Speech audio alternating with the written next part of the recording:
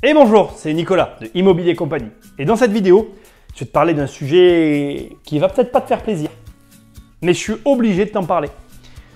Dans cette vidéo, je vais simplement t'expliquer pourquoi le métier d'investisseur, ça n'existe pas. Alors, je sais pas si tu sais, mais investisseur, c'est pas un métier. C'est chiant, hein?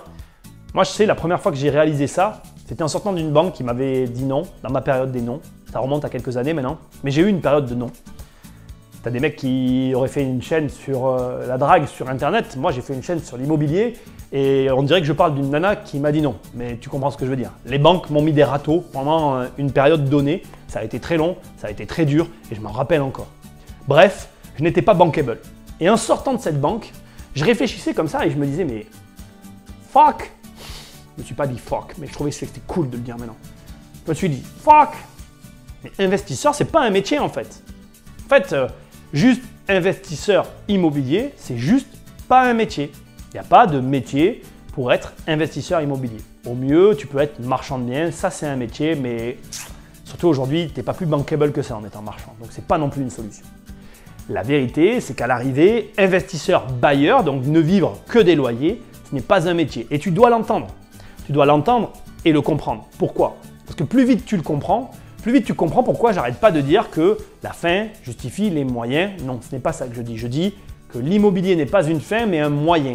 Parce qu'en fait, comme investisseur immobilier n'est pas un métier, tu ne peux pas t'appuyer sur de l'investissement immobilier locatif pur pour espérer quitter ton métier. Parce que si tu quittes ton métier pour quelque chose qui n'est pas un métier, comment tu vas faire pour en vivre?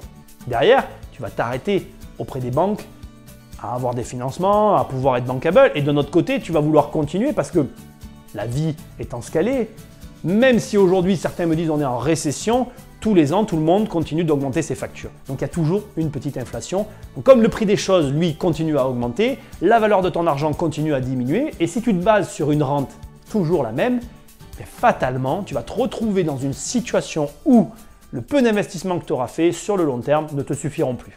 Et si tu t'appuies là-dessus pour croire que tu vas vivre de l'immobilier, tu vas te rendre compte relativement rapidement que c'est une chimère et que cette chimère t'a été finalement survendue et va te bloquer bien plus que ce que tu n'es déjà.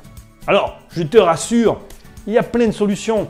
Dès l'instant que tu vas accepter que l'investissement immobilier n'est pas un métier, tu vas commencer à faire le premier travail essentiel pour que tu puisses trouver une solution au problème que je viens de t'évoquer, c'est-à-dire commencer à réfléchir à une activité commerciale qui va te permettre tout simplement de pouvoir proposer un service commercial à des clients qui va venir appuyer ton activité immobilière. Et là, ça marche.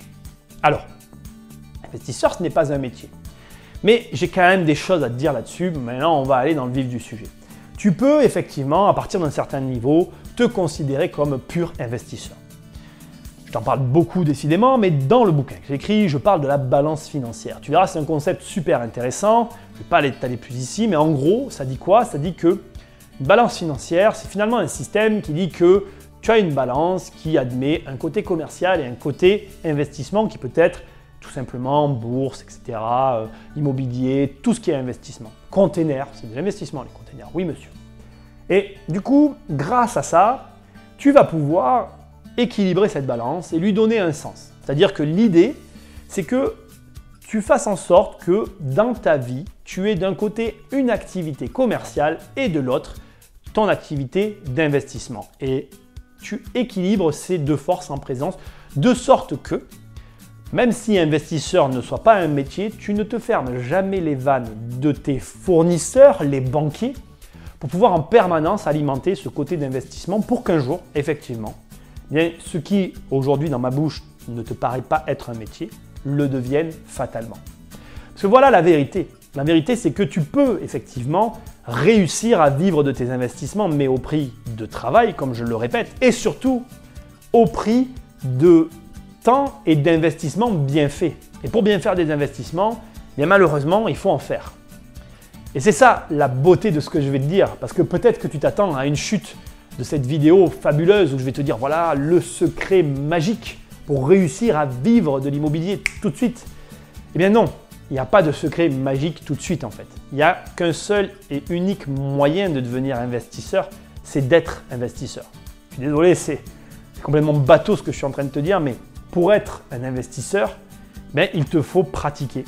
Il te faut acheter des biens, les acheter, te tromper, les revendre, réussir, racheter, te retromper, réparer, revendre, réussir.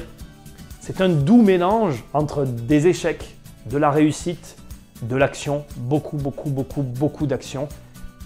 Tu secoues, et il sortira de tout ça un investisseur.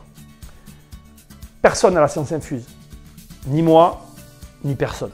Mais tout le monde partage un point commun essentiel. On a tous la même capacité à apprendre. Et c'est vraiment génial en fait. Tu peux apprendre plein de choses. Et plus vite tu vas apprendre, comprendre ce que je suis en train de te dire, plus vite tu vas accepter que très simplement l'investissement n'est pas le point ou le pilier principal sur lequel tu vas t'appuyer pour t'offrir la liberté ou je ne sais pas, la vie que tu rêves, plus vite tu vas réussir à investir correctement. Je vais revenir sur cette notion de liberté parce que je crois que c'est opportun que j'en parle maintenant. Souvent j'entends la liberté financière et je pense que ce n'est pas un secret pour personne, ça doit se voir dans ma manière de parler, on peut croire que je ne suis pas d'accord avec ça. En fait, ce n'est pas que je ne suis pas d'accord avec la liberté financière, c'est que déjà je ne suis pas d'accord avec l'association des mots. La liberté financière que les gens proposent est pour moi, de mon interprétation, la liberté, ou plutôt l'entrepreneur libre. Prenons factuellement les personnes qui proposent la liberté financière via de l'immobilier. Factuellement, ces personnes proposent de vivre de l'immobilier alors qu'elles-mêmes ont une activité commerciale pour venir soutenir leur immobilier. Donc, de manière tout à fait concrète, on comprend que leur business model n'est pas basé que sur l'immobilier. Et c'est ça que je reproche à l'expression liberté financière en X appartements pour de l'immobilier. C'est qu'en fait, c'est pas vraiment vrai, c'est pas vraiment faux. La réalité, c'est que pour être indépendant, entrepreneur indépendant et libre, il te faut une entreprise dont tu puisses te détacher. Et la finalité de ça, c'est que c'est l'entreprise qui va venir supporter l'immobilier et l'immobilier pourra se développer. Investisseur, et c'est encore le moment que je te le dise, ce n'est pas un métier. Et comme ce n'est pas un métier, tu ne peux pas attendre de ton investissement immobilier qu'il devienne ta source de revenus principale. Tu pourras espérer que ce soit le cas au bout d'un certain nombre d'années avec un parc d'une certaine taille. Donc, investisseur immobilier, ce n'est pas un métier, mais ce n'est pas non plus une fatalité.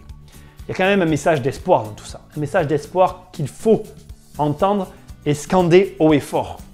Ce n'est pas possible d'être investisseur de métier rapidement, mais avec du temps, de l'engagement, du travail et surtout, j'ai envie de te dire, une réflexion derrière, un état d'esprit, un plan, enfin tout ce que je t'ai déjà dit, tu peux devenir investisseur. C'est possible. Il est possible de faire du métier de l'investissement son métier principal dans la mesure où tu vas réunir un ensemble de choses. Je te mets juste ici un lien vers la vidéo à 1 million. Si tu ne l'as pas déjà vu, ça fait partie des critères qui vont faire que tu vas pouvoir espérer ou en tout cas attendre un revenu confortable et une vie quotidienne avec un investissement immobilier.